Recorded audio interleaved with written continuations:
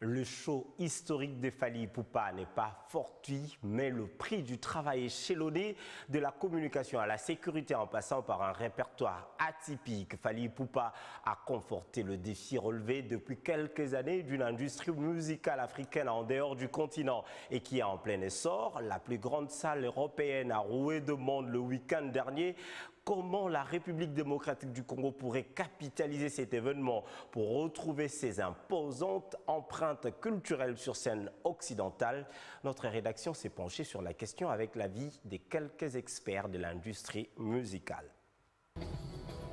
Les salles parisiennes ont, dès les débuts de sa carrière, placé l'artiste sur un piédestal.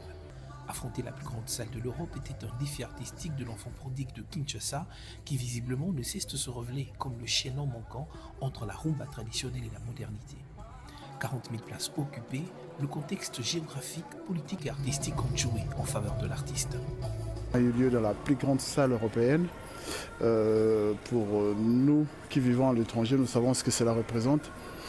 Et pour Paris aussi, en termes de lieu où on a organisé cet événement, Paris resterait quand même la ville des salles mythiques dans le parcours de chaque artiste pour mettre fin à une longue période d'interdiction de concerts sur le territoire européen, spécialement à Paris et à Londres, par des groupes des Congolais patriotes. Dans l'ombre de ce triomphe, de la main-d'œuvre congolaise importée expressément de Kinshasa. Claver Nakebadio, opérateur culturel et régisseur, dans les coulisses, avait la lourde tâche de faire le suivi entre autres du répertoire et de bien d'autres besognes, et pas les moindres. Ce que j'avais comme tâche dans ces concerts, c'était que ces concerts soient une réussite, que tout ce que j'avais comme devoir, comme tâche à faire, que je les fasse comme il se doit, comme je l'ai toujours fait d'ailleurs. La seule différence c'est que là je l'ai fait à Paris, très souvent je l'ai fait au pays, et voilà, le résultat est là. Fally Ipupa, fils de la RDC, qui aujourd'hui détient le pouvoir de fédérer les nations, serait bien mis à contribution pour davantage faire parler du pays de Lumumba au-delà des clivages d'insécurité et autres mots caricaturés. L'occasion aurait été pourtant saisie par les autorités. Pendant plus de 3 heures, il n'y a aucune langue qui s'est chantée à part le lingala.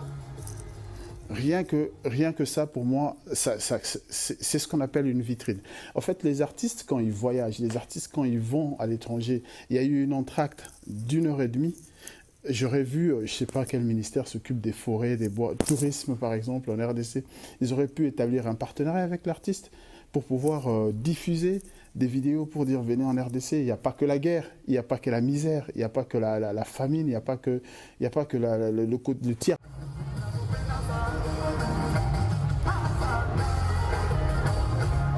Réaliser ce concert dans cette salle mythique européenne n'aura pas été qu'un événement musical, mais aussi la consécration, bien plus, la consécration d'un parcours exceptionnel, un rêve devenu réalité.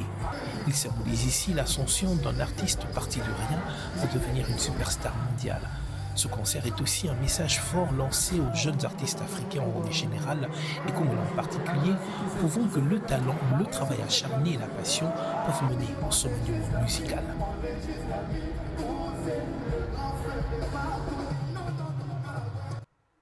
La musique n'a pas de langue ni de couleur, elle est accueillie partout dans le monde comme vous nous avez accueillis chez vous à la maison.